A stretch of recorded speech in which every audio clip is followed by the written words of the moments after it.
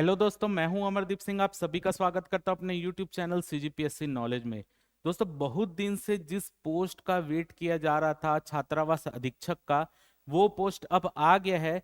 और सरप्राइज ये है कि वो पोस्ट का पेपर पहले व्यापम लेता था, लेकिन इस बार इस पोस्ट का जो पेपर है वो सीजीपीएससी के द्वारा लिया जाएगा। और यहाँ पर साथ ही साथ सिलेबस में भी कुछ परिवर्तन किया गया है। क्या चीज कितने अंक की आएगी, कितनी योग्यता है, क्या चीज योग्यता मांगी गई है और कितने अंक का पेपर होगा, और साथ ही साथ कौन सा पार्ट कितने अंक का है या पेपर की संभावित तिथि क्या है, ये सब चीज हम आज की सेशन में यहाँ पे चर्चा करेंगे। और मैं आपको ये भी बताऊंगा साथ में कि किस चीज से क्या चीजें आपको अच्छे से पढ़नी चाहिए।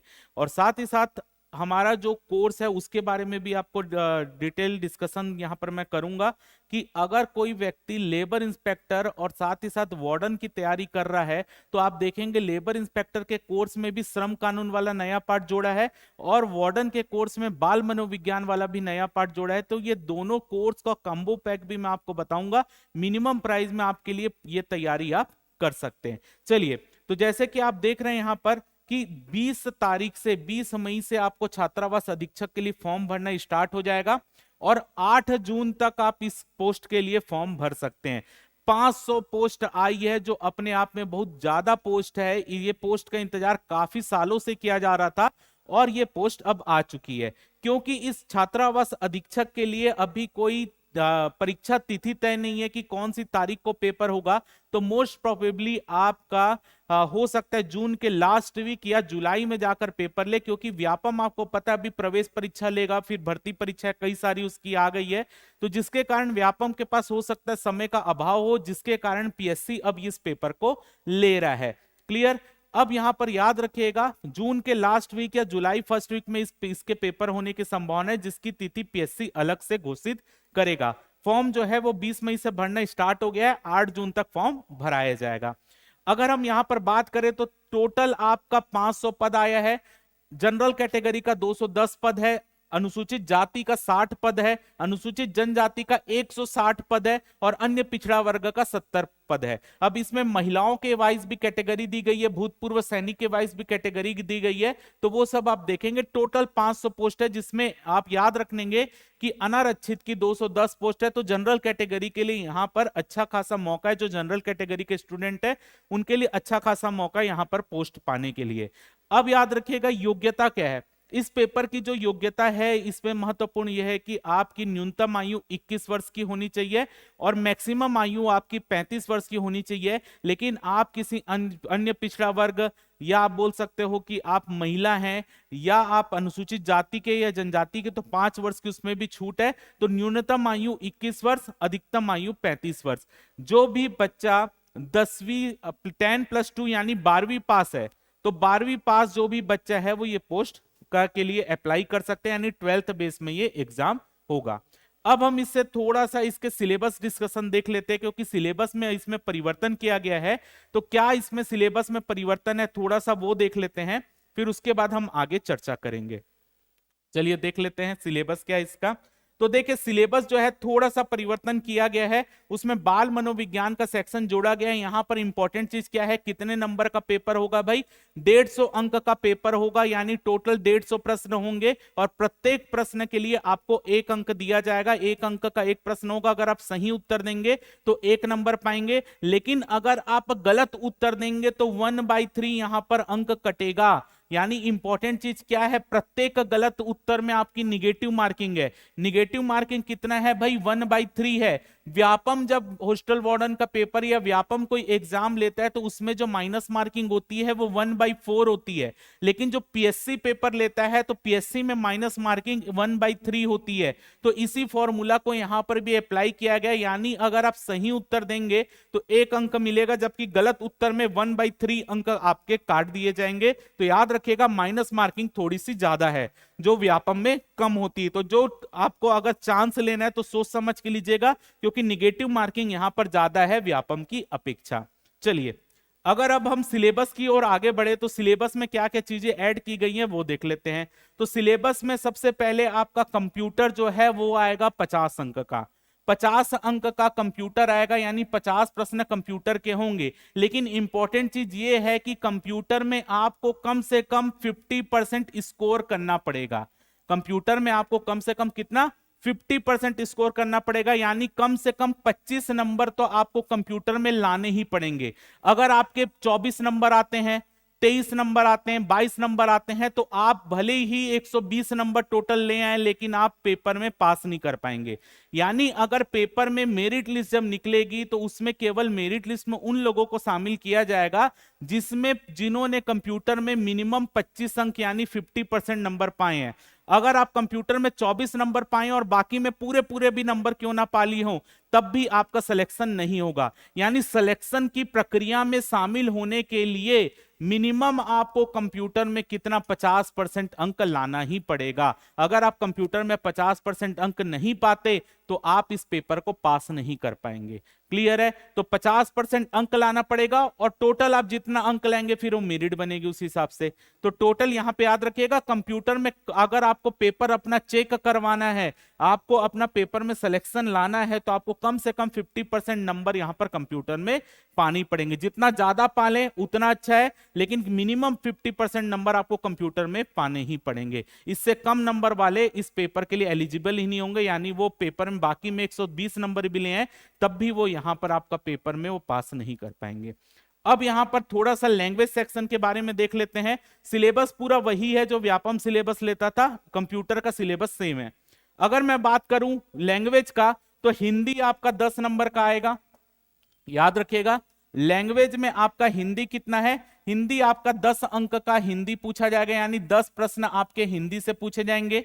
सेम चीज इंग्लिश, इंग्लिश भी 10 अंक आपसे पूछा जाएगा, यानी 10 प्रश्न आपका इंग्लिश से पूछा जाएगा। यानी अगर मैं देखूं तो कंप्यूटर का 50 अंक हो गया और 20 अंक आपका लैंग्वेज का हो गया, 10 हिंदी का और 10 इंग्लिश का, ये आपका पार्ट हो गया। अगर अब मैं यहां पर देखूं तो सेम सिलेबस है जो व्यापम के सब पेपर में सिलेबस रहता है, हिंदी का भी सेम सिलेबस है, इंग्लिश भी जो सिलेबस रहता है इंग्लिश का भी सेम सिलेबस है। अब यहां पर एक इंपॉर्टेंट चीज क्या हुई है भाई, कि हॉस्टल वार्डन में रीजनिंग नहीं आएगा, केवल और केवल मैथ्स आएगा। रीजनिंग का पार्ट हॉस्टल वार्डन में नहीं आएगा, केवल और केवल कौन सा पार्ट आएगा, मैथ्स यानी गणित का पार्ट आएगा। और गणित के कितने प्रश्न पूछे जाएंगे भाई, 20 अंक के 20 प्रश्न गणित से पूछे जाएंगे। यानी गणित का पोर्शन मैथमेटिक्स आपका कितने अंक का पूछा जाएगा, 20 अंक का। और हॉस्टल वार्डन पास करना है तो यहीं से आपको स्कोर ज्यादा करना पड़ेगा भाई। स्कोर यही वाले पार्ट से होता है, मैथ्स वाला पार्ट अगर आप 20 का 20 बना रहे हैं, यानी आपके पास होने की संभावना बेहद ज्यादा हो जा रही है, पेपर में मेरिट लिस्ट में आने की संभावना बेहद ज्यादा हो जा रही है। चलिए, तो 20 अंक का मैथ्स आएगा, सेम सिलेबस जो व्यापम रखता है वो पूरे का पूरा सेम सिलेबस है। अब यहां पर थोड़ा सा आपको ध्यान देना है सामान्य ज्ञान में। अब सामान्य ज्ञान में क्या ध्यान देना है भाई, जो इंडियन जीएस है, इंडियन जीएस जो है वो टोटल 15 अंक का आएगा। यानी हिस्ट्री, फिर आपका हो गया ज्योग्राफी, इकोनॉमिक्स, कॉन्स्टिट्यूशन, ये सब पूरा मिला के विज्ञान 15 अंक का पूछा जाएगा। तो एक कॉमन सी चीज है, टोटल 5 भाग में बटा हुआ है, देखिए टोटल 5 भाग में बटा हुआ है पूरा इंडियन जीएस। तो 15 अंक के टोटल 15 प्रश्न आने, यानी हर भाग से 3 प्रश्न पूछे जाएंगे। यानी आप ये बोल सकते हो कि हिस्ट्री से 3 अंक का क्वेश्चन आएगा, फिर आपका ज्योग्राफी से 3 अंक का आएगा, इकोनॉमिक्स से 3 अंक का आएगा, कॉन्स्टिट्यूशन 3 अंक का और विज्ञान 3 अंक का। तो टोटल 3-3 क्वेश्चन हर आपके सब्जेक्ट से आने हैं यहां पर इंडियन जीएस के, और इस तरह 15 अंक का आपका इंडियन जीएस होगा।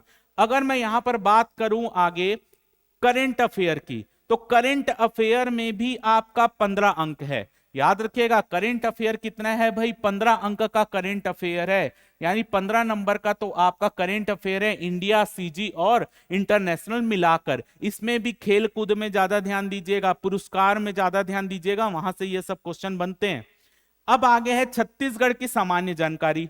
अब छत्तीसगढ़ की सामान्य जानकारी में 20 अंक के 20 प्रश्न होंगे, यानी छत्तीसगढ़ के 20 प्रश्न पूछे जाएंगे, जबकि इंडियन जीएस का अगर मैं बात करूं तो केवल 15 अंक का आ रहा है। छत्तीसगढ़ 20 अंक का आ रहा है, और आपको पता है छत्तीसगढ़ पीएससी जो है वो छत्तीसगढ़ में आए बाय क्वेश्चन पूछ सकता है भाई। तो यहां पर छत्तीसगढ़ सेक्शन आपको थोड़ा सा स्ट्रॉन्ग करना है। व्यापम जो है, व्यापम छत्तीसगढ़ के क्वेश्चन ऊपर ऊपर पूछता है, लेकिन पीएससी थोड़ा सा डीप में पूछता है। तो पीएससी के लिए आपको छत्तीसगढ़ सेक्शन यहां पर स्टार्ट अच्छे से करना पड़ेगा, पढ़ना पड़ेगा, क्योंकि छत्तीसगढ़ अब आपके लिए यहां पर मेजर रोल रहेगा। क्योंकि व्यापम में तो छत्तीसगढ़ आपका ऊपर ऊपर चल जाएगा, लेकिन पीएससी कैसा क्वेश्चन पूछेगा छत्तीसगढ़ से ये आप नहीं बोल सकते, क्योंकि छत्तीसगढ़ के क्वेश्चन पीएससी अच्छे लेवल के पूछता है। तो यहां पर आपको छत्तीसगढ़ सेक्शन में थोड़ी मेहनत ज्यादा करनी पड़ेगी, जो व्यापम के पेपर में कम करनी पड़ती थी। अब आखिरी सेक्शन जो नया ऐड हुआ है भाई सिलेबस में, बाल मनोविज्ञान। तो बाल मनोविज्ञान 10 अंक के 10 प्रश्न पूछे जाएंगे बाल मनोविज्ञान से। तो ये एक नया चैप्टर ऐड हुआ है जो पहले वार्डन के सिलेबस में नहीं होता था। तो 10 अंक के 10 प्रश्न यहां पर बाल मनोविज्ञान से आएंगे। तो टोटल इस तरीके से आपका 150 अंक का पेपर होगा। इस तरीके से आपका 150 अंक का पेपर होगा। अब देखें यहां पर आपके लिए हम आपके लिए क्या प्रोवाइड करवा रहे हैं कोर्स, उसके बारे में जानकारी मैं आपको दे देता हूं। अगर आपको केवल हॉस्टल वार्डन का कोर्स चाहिए, अगर आपको केवल हॉस्टल वार्डन का कोर्स चाहिए, तो 999 रुपए में आपको हॉस्टल वार्डन का कोर्स अवेलेबल है। ठीक है, आप नीचे कमेंट सेक्शन में डिस्क्रिप्शन में आपको लिंक मिल जाएगा। 999 में आप हॉस्टल वार्डन का कोर्स ज्वाइन कर सकते हैं। सब क्लास आपको रिकॉर्डेड मिलेगी, क्योंकि अभी जो है समय कम है, तो लाइव क्लास तो चल नहीं पाएगी। लाइव क्लास चलेगी तो कोर्स कंप्लीट नहीं होगा। तो सब क्लास आपके लिए रिकॉर्डेड अवेलेबल है। केवल बाल मनोविज्ञान की क्लास 3 से 4 दिन में आपकी स्टार्ट हो जाएगी। बाकी आपका हॉस्टल वार्डन का पूरा कोर्स कवर है। बाल मनोविज्ञान की क्लास आपको एक्स्ट्रा 3 से 4 दिन में स्टार्ट हो जाएगी। तो 999 रुपए में आप पूरा हॉस्टल वार्डन का कोर्स खरीद सकते हैं। इसके अलावा कई बच्चे लेबर इंस्पेक्टर और हॉस्टल वार्डन दोनों की तैयारी कर रहे होंगे, तो वो बच्चे भी निराश ना हो, इसके लिए यहां पर क्या पैकेज लाया गया है भाई। लेबर इंस्पेक्टर की अगर कोई बच्चा तैयारी कर रहा है और साथ साथ वो हॉस्टल वार्डन की भी तैयारी कर रहा है, तो क्योंकि लेबर वाला और हॉस्टल वार्डन का 90% सिलेबस सेम है, बस अंतर कहां पे है, लेबर वाले सेक्शन में आपको लेबर लॉ पढ़ना पड़ेगा जो श्रम कानून नया ऐड हुआ है, जबकि हॉस्टल वार्डन में आपको बाल मनोविज्ञान नया पढ़ना पड़ेगा जो अभी तक इसमें ऐड नहीं था। यानी ये दोनों के कोर्स में केवल लेबर लॉ और बाल विज्ञान मनोविज्ञान का ही अंतर है। तो आप लोगों को अगर ये दोनों कोर्स एक साथ पढ़ना है, तो इसके लिए हमारा एक पैकेज है 1199 रुपए का।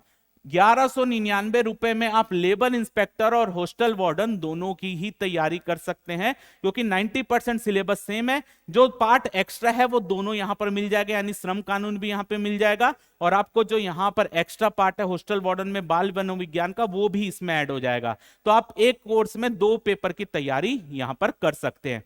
अब कोई बच्चा जो लेबर इंस्पेक्टर का कोर्स पहले ले लिया है, जो बच्चा लेबर इंस्पेक्टर का कोर्स 999 में अलग से लेबर इंस्पेक्टर का कोर्स ज्वाइन किया हुआ है, अब उनको बाल मनोविज्ञान पढ़ना है, यानी उसको हॉस्टल वार्डन की भी तैयारी करना है और बाल मनोविज्ञान भी पढ़ना है, तो उसके लिए भी वो भी निराश ना हो। वो 199 में क्या कर सकता है, बाल मनोविज्ञान का कोर्स अलग से भी हम लॉन्च कर रहे हैं। 199 में वो केवल बाल मनोविज्ञान भी ज्वाइन कर ले, तो उसका बात वही हो जाएगा, 1199 के आसपास उसका भी रेट आ जाएगा। तो यहां पर ये है आपके लिए पूरा पैकेज कि यहां पर आपको केवल हॉस्टल वार्डन का कोर्स लेना है 999 रुपए में, केवल लेबर इंस्पेक्टर का कोर्स लेना है वो भी 999 रुपए में है। लेकिन अगर किसी बच्चे को हॉस्टल वार्डन और लेबर इंस्पेक्टर दोनों का पेपर की तैयारी करना है, तो 1199 में उनके लिए भी कोर्स है, जिसमें आपका दोनों के common subject plus labour law और साथ ही साथ बाल मनोविज्ञान सब चीज इसमें मिल जाएगा। तो उम्मीद करता हूं जो भी चीज यहां पर मैंने आपको बताई सिलेबस से रिलेटेड, कोर्स से रिलेटेड, वो चीजें आपको समझ आ गई होंगी।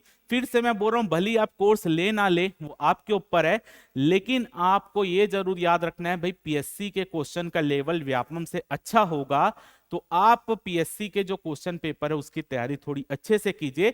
छत्तीसगढ़ पार्ट फिर से बोल रहा हूं थोड़ा अच्छे से पढ़िए, क्योंकि कंप्यूटर का जो पार्ट है वो व्यापम जिस तरीके का क्वेश्चन पूछता था, पीएससी किस तरीके का पूछेगा बोल नहीं सकते, उसमें भी क्वेश्चन में वैरायटी हो सकती है।